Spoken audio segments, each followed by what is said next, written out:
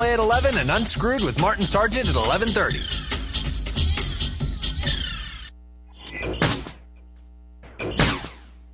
You found the G-spot. Unscrewed with Martin Sargent's next.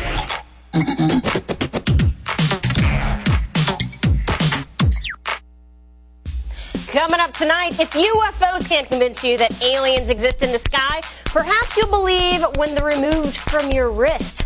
Plus, we strapped a crotch cam on one of our interns and got some amazing footage. And our Girl Gone Wired starred in the 2003 film Miami Tale, a modern-day Greek tragedy about poontang.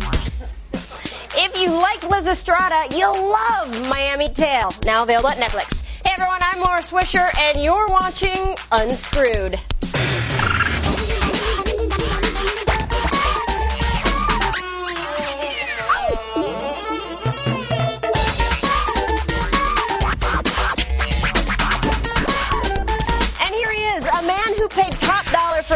Implants of his own, along with alien Botox and alien enlargement suppositories. It's Martin Sargent. Hey, how you doing, everyone? Wonderful to have you. Thanks so much for booking passage aboard the good ship Unscrewed.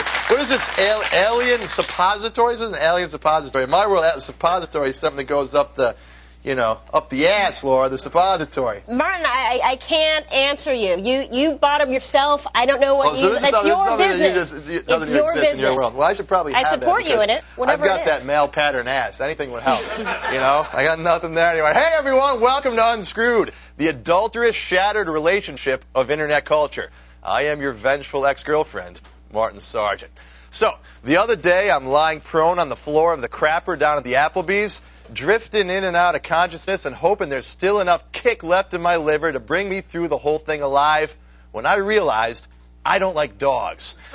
No, Unscrewed Army, dogs are not man's best friend, and as I lay there on the fetid, effluent-soaked floor surrounded by regurgitated riblets, I looked up and saw, shining and beautiful, that which is truly the best friend of man, the stately urinal, giver of relief. And at that moment, if I'd had the power to stand up and prop myself against the wall, I would have been able to fully indulge in this gift of this particular urinal instead of ruining a perfectly good pair of cargo shorts. The next day, when I remembered where I live, I was surfing internet and came upon a great site, urinal.net. It's full of the rich history of this amazing invention, like this pre-Counter-Reformation urinal from the Vatican. It used to be encrusted with jewels, but you know how bad those popes can be with money, especially when they've got gold-digging altar boys to deal with.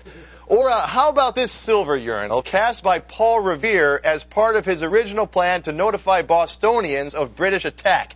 Yes, number 2 if by sea. And it's a little-known fact that Benjamin Franklin actually wanted a urinal to be America's national bird. I mean, this labor-saving device, the ability to simply, conveniently urinate standing up, may be the reason men have been able to dominate and subdue women for these many years. Why, if women ever got a hold of a workable urinal technology, we'd sink into a nightmare land of ponies and hair braiding and equal pay for equal work. But I wonder, what does the future of urinal technology hold?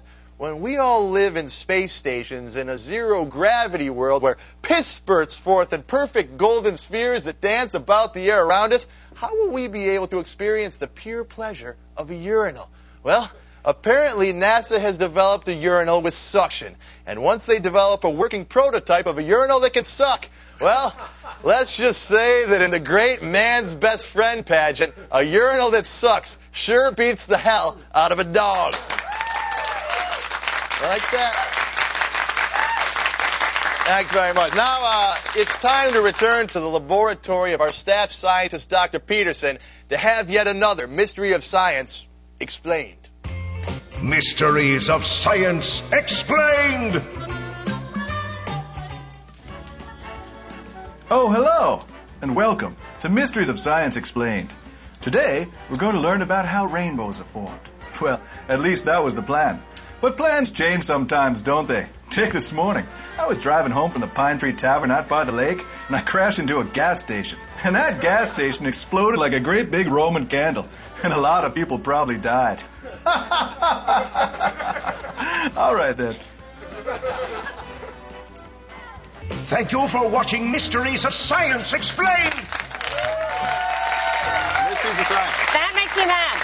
Because right there, we blew a perfect opportunity to tell kids how rainbows occur, and it's from leprechauns pointing laser beams at clouds. Precisely. But I think the doctor had a good point, that plans do change, Laura. Plans are always changing. Take, for example, we got this guy on the show tonight, Dr. Roger Lear. He went to medical school, started a very successful podiatry practice, living the dream of being a foot doctor. The life of O'Reilly. The American dream. And now, you know what he's doing now? You know what Dr. Lear's doing now? What's he doing? Removing alien implants out of people. You think he saw that coming, Laura? I don't think he saw that coming. Guy just minding his own business at the podiatry practice, lands at a bunion, cuts a little too deep, finds an alien radio tag or something in there. All of a sudden, his life has changed forever. Do you think they disguise implants as like hangnails to throw people off? Like, do you think they're that advanced, these aliens? I think they probably are. Well, I guess we'll find out later on the show. Have you ever shot an animal that's got a radio tag in it? Like that some scientist put in there? Totally ruins the thrill of felling a beast. When I go hunting, I only shoot at animals with radio tags. It makes it more exciting. I've got this lump in my arm. What do you think? I'm pretty sure it's an alien implant. I think it's cancer. You're fine. What?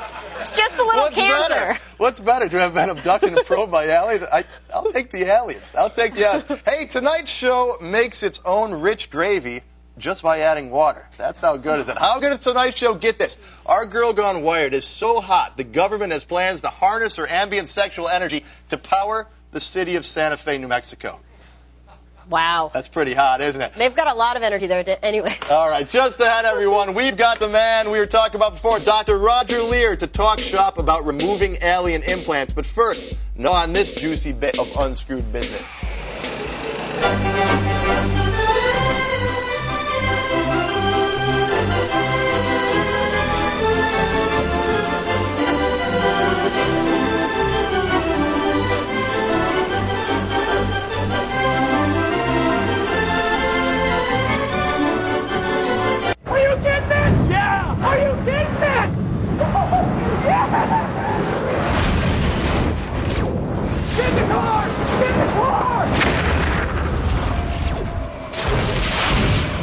X-Men Legends.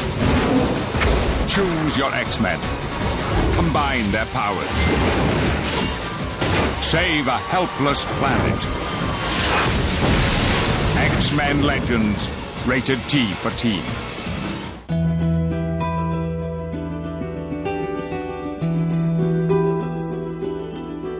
The real-world testing we do here at Honda's Safety Research Center enables us to design products that provide exceptional protection for drivers, passengers, and pedestrians. Because what we learn in here makes a difference out there.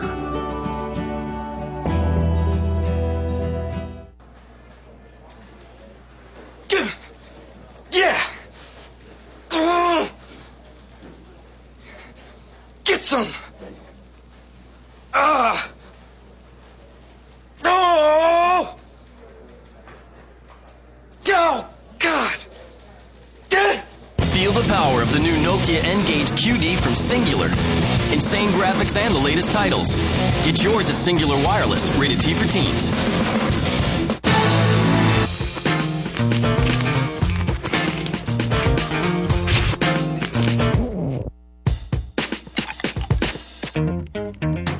Break out of the ordinary into a crispity, crunchy, peanut buttery Butterfinger from Nestle.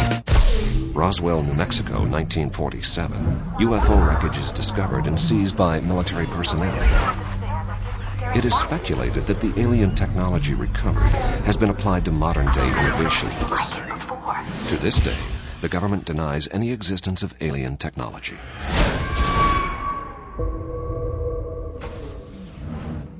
Alienware Area 51M systems use Intel Pentium 4 processors. First there was pizza, and it was good. Then there was something entirely different.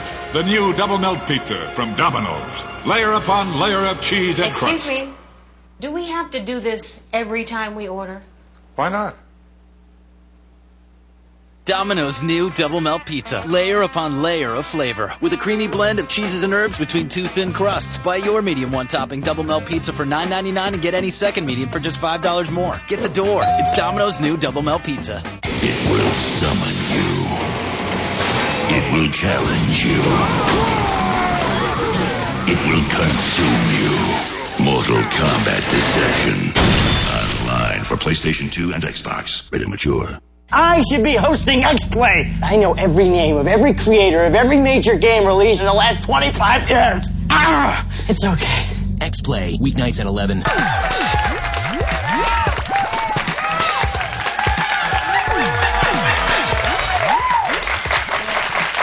Welcome back to Unscrewed. My next friend is an established medical doctor who nearly 10 years ago began removing alien implants from his patients.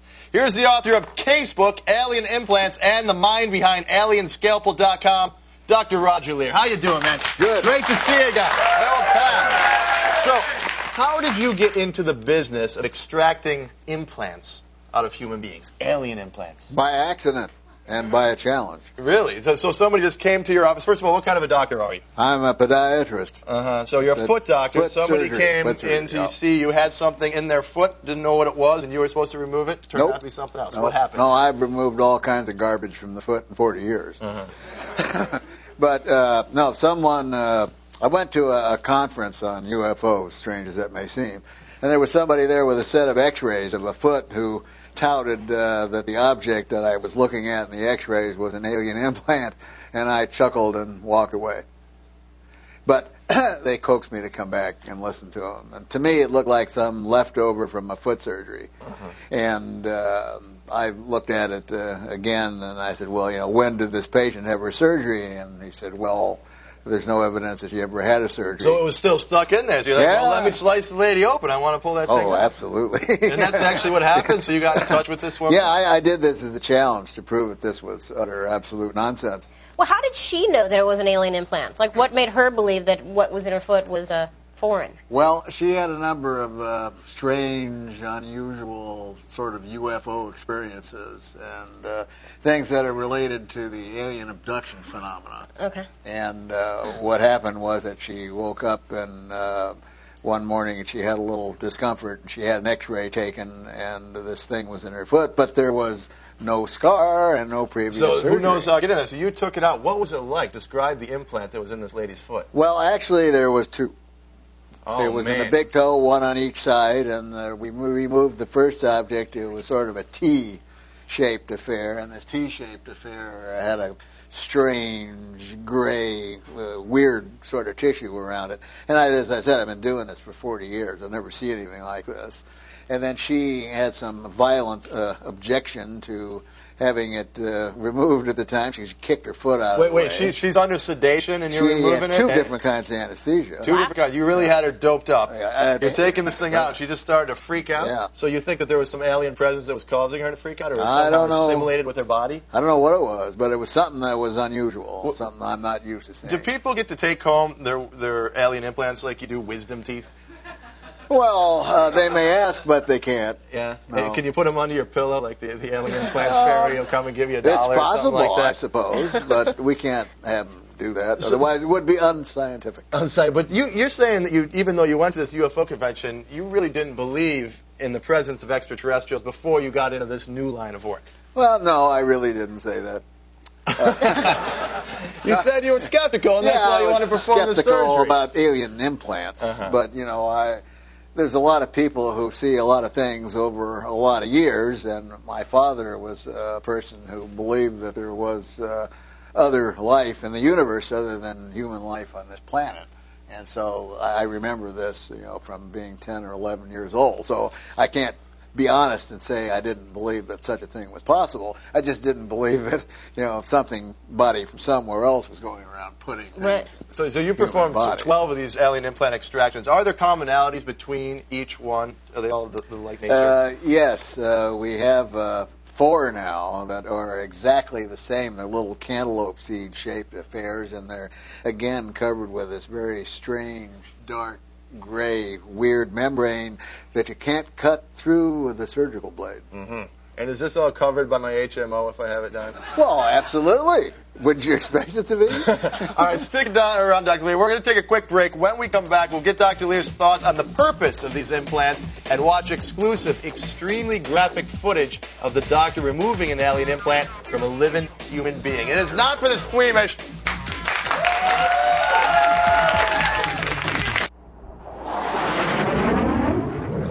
F-16. Hornet. F-111.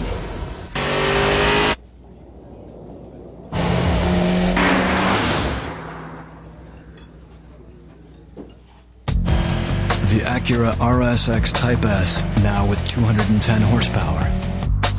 You'll know it when you hear it. Rio, you're not working out because the King of Fighters is going 3D with maximum impact, are you? King of Fighters going 3D? I don't know what you're talking about. King of Fighters Maximum Impact. An all-new creation combines classic King of Fighters 2D gameplay with breathtaking 3D animation. 14 classic fighters, 5 new warriors. It's all right, just a little paper cut. King of Fighters Maximum Impact. Hail to the King. Rated T for Teen. Tomorrow, to save the world from falling apart, one team must pull together. I'll stand by you. I'll stand by From the creators of South Park. There's too many of them. Hold on, Joe. If there's still a world left when this is all over, I'd like to buy you a beer. Team America, World Police. Rated R for graphic, crude, and sexual humor. Violent images and strong language, all involving puppets. Shh, let's not talk. Only in theaters tomorrow. Ever wondered what it's really like to be a soldier? What do you got? I have a sit rep from Alpha Company. BT, ready to be verified. Verified. Put yourself in the picture with this free video. You'll see over 200 great jobs in the Army and over 180 in the Army Reserve. You'll also see what skills you learn, how you can earn money for college, even what soldiers do in their free time. Call 1-800-984-ARMY now and get this free t-shirt and your free video. Put yourself in the picture and see what it's really like to become an Army of One. Check this out. This is what we do for a living.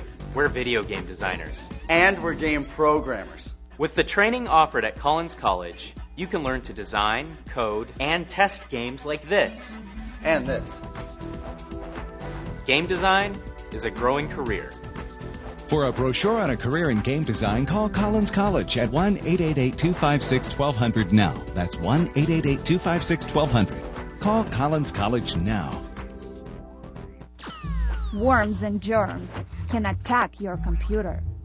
Something's wrong with your computer and you've tried everything. Try this. One quick click.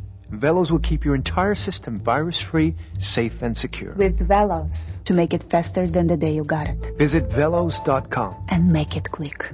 If you even think you're slowing down, get a free virus scan at Velos.com and make it fast.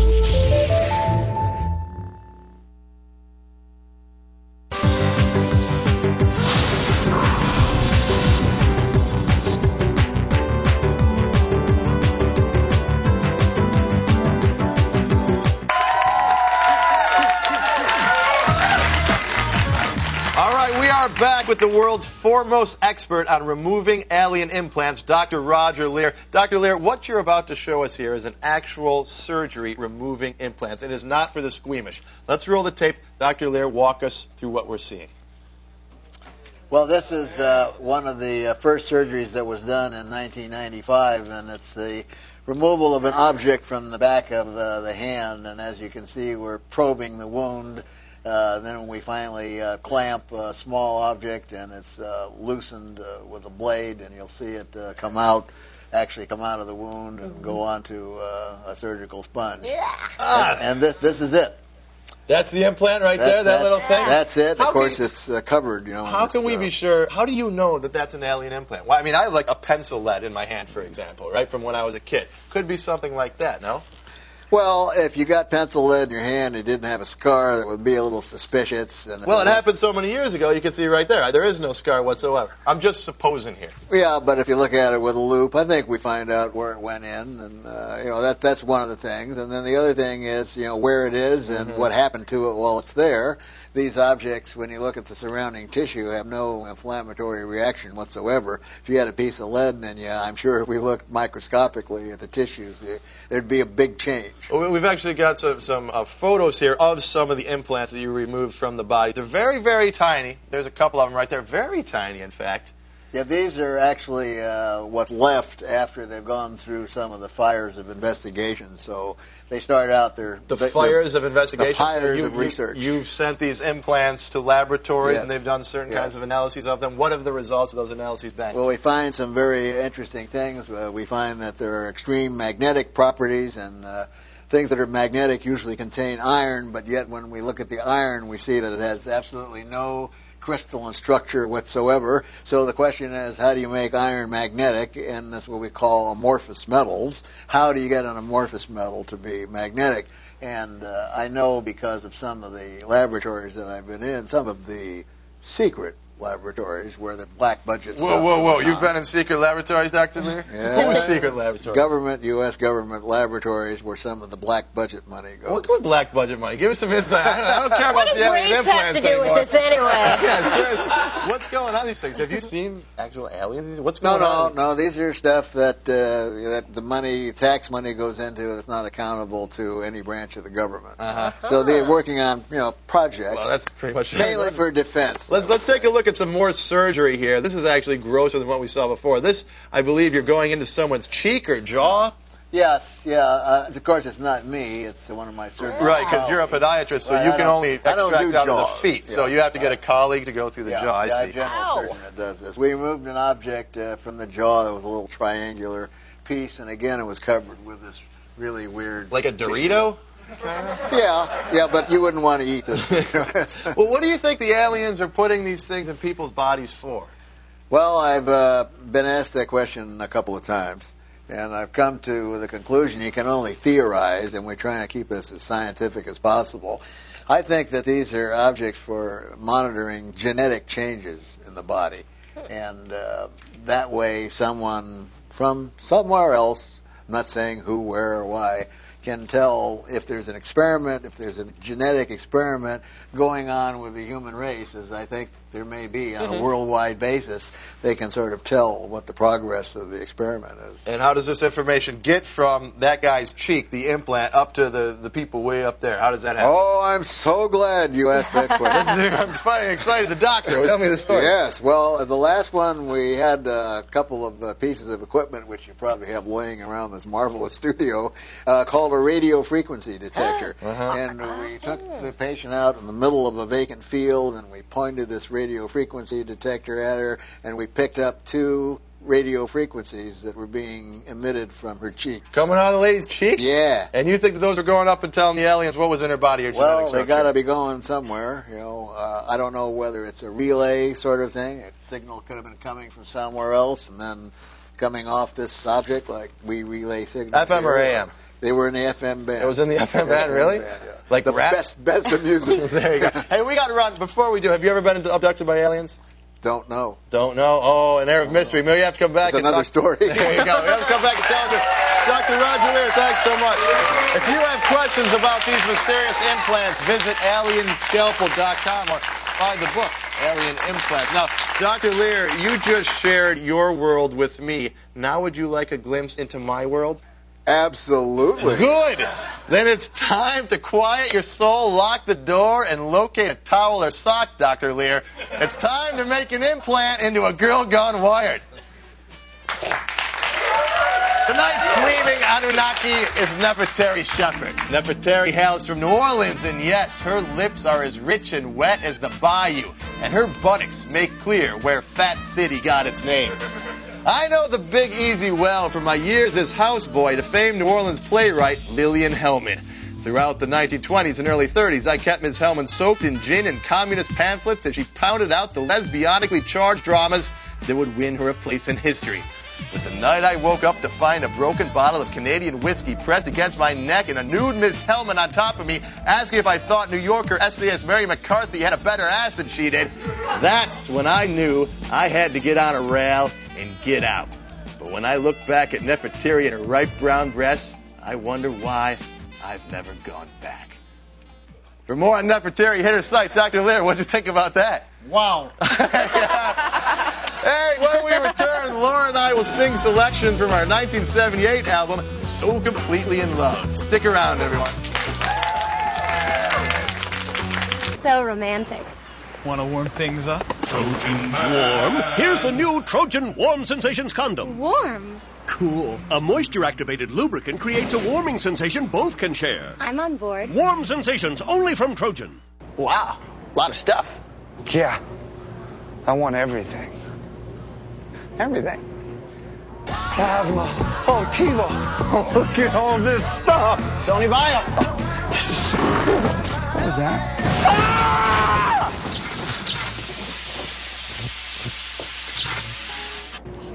You don't have to get it all right now. I could come back. You should come back. I'm going to come back. Come back. Thousands of possibilities. Get yours. Best Buy.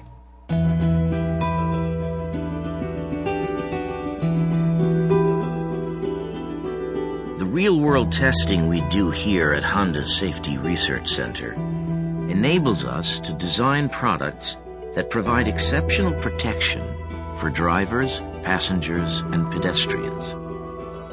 Because what we learn in here makes a difference out there.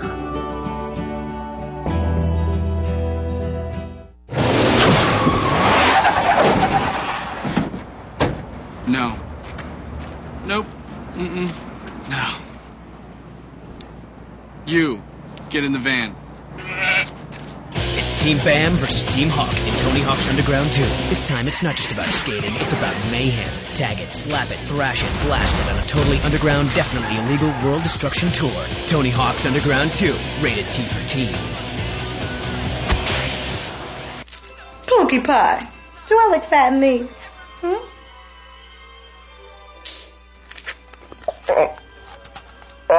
You are so sweet. Love you. When you need a moment, chew it over with Twix.